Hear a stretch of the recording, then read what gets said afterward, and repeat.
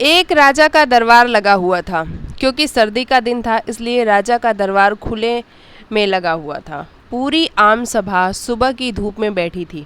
महाराज के सिंहासन के सामने एक शाही मेज थी और उस पर कुछ कीमती चीज़ें रखी थीं। पंडित लोग, मंत्री और दीवान आदि सभी दरबार में बैठे थे और राजा के परिवार के सदस्य भी बैठे थे। उसी समय एक व्यक्ति आया और प्रवेश मांगा। प्रवेश मिल गया तो उसने कहा, मेरे पास 2 वस्तुएं हैं। मैं हर राज्य के राजा के पास जाता हूँ और अपनी वस्तुओं को रखता हूँ, पर कोई परख नहीं पाता है, सब हार जाते हैं और मैं विजेता बनकर घूम रहा हूँ। अब आपके नगर में आया हूँ। राजा ने बुलाया और कहा, क्या वस्तु है? तो उसने दोनों वस्तुएं उस कीमती मेज पर रख दी। वे दोनों वस्तुएं बिल्कुल समान आकार, समान रंग रूप, समान प्रकाश, सब कुछ नक्सिक समान था। राजा ने कहा, ये दोनों वस्तुएं तो एक हैं। तो उस व्यक्ति ने कहा, हाँ, दिखाई तो एक सी ही देती हैं, लेकिन हैं भिन्न। इनमें से एक है बहुत कीमती हीरा और एक है कांच का टुकड़ा, लेकिन रूप रंग सब एक है। कोई आज तक परख नहीं पाया कि कौन सा हीरा है और कौन सा कांच का टुकड़ा। कोई परख कर बताए कि ये हीरा है और ये कांच। अगर परख खरी निकली तो मैं हार जाऊंगा और यह कीमती हीरा मैं आपके राज्य की तिजोरी में जमा करवा दूंगा। पर शर्त यह है कि यदि कोई नहीं पहचान पाया तो इस हीरे की जो कीमत है उतनी धनराशि आपको मुझे देनी होगी। इसी प्रकार से मैं कई राज्यों से जीतता आया हूँ। राजा ने कहा, मैं तो नहीं परख सकूँगा। दीवान बोले, हम भी हिम्मत नहीं कर सकते, क्योंकि दोनों बिल्कुल समान हैं। सब हारे, कोई हिम्मत नहीं जुटा पा रहा था। हारने पर पैसे देने पड़ेंगे इसका कोई सवाल नहीं था, क्योंकि राजा के पास बहुत धन था, पर राजा की प्रतिष्ठा गिर जाएगी इसका सबको भय था। कोई व्यक्ति पहचान नहीं पाया।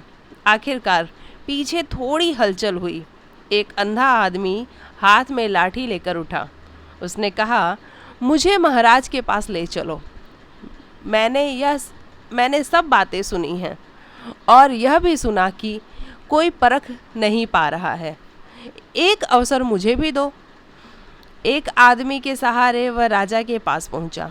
उसने राजा से प्रार्थना की, मैं तो जन्म से अंधा हूँ, फिर भी मुझे एक अवसर दिया जाए जिससे मैं भी एक बार अपनी बुद्धि को परखूं, और हो सकता है कि मैं सफल भी हो जाऊं, और यदि सफल ना भी हुआ तो वैसे भी आप तो हारे ही हैं।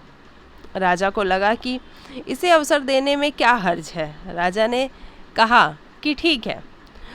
तो तब उस अंधे आदमी को दोनों चीज़ें छुआ दी गईं और पूछा गया कि इनमें से कौन सा हीरा है और कौन सा कांच, यही तुम्हें परखना है। उस आदमी ने एक क्षण में कह दिया कि यह हीरा है और यह कांच।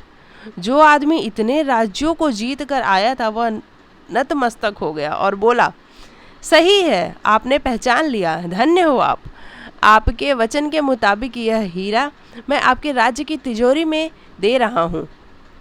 सब बहुत खुश हो गए और जो आदमी आया था वह भी बहुत प्रसन्न हुआ कि कम से कम कोई तो मिला परखने वाला। उस आदमी, राजा और अन्य सभी लोगों ने उस अंधे व्यक्ति से एक ही जिज्ञासा जताई कि तुमने यह कैसे पहचाना कि यह हीरा है और वह कांच? उस अंधे ने कहा कि सीधी सी बात है मालिक, धूप में हम सब बैठे हैं, मैंने दोनों को छुआ, जो ठंडा रहा वह हीरा, जो गर्म हो गया वह कांच। जीवन में आप भी देखना, जो व्यक्ति बात बात पे गर्म हो जाए, उलझ जाए, वह व्यक्ति कांच है, और जो विपरीत परिस्थितियों में भी ठंडा रहे वह व्यक्ति हीरा है। और सच भी यही है कि हीरे को पहचानने के लिए आपको ज़्यादा दिमाग लगाने की ज़रूरत नहीं है। बस आप इतने से देख लो, जिसके पास सर्वगुण संपन्न है, जिसके पास सारी चीज़ें हैं, वो व्यक्ति जल्दी गर्म नहीं होगा, वो हमेशा नॉर्मल रहेगा। लेकिन जिसके पास थोड़ी चीज़ें होंगी ना, वो बहुत उछलेगा। इसी से पहचान होती है।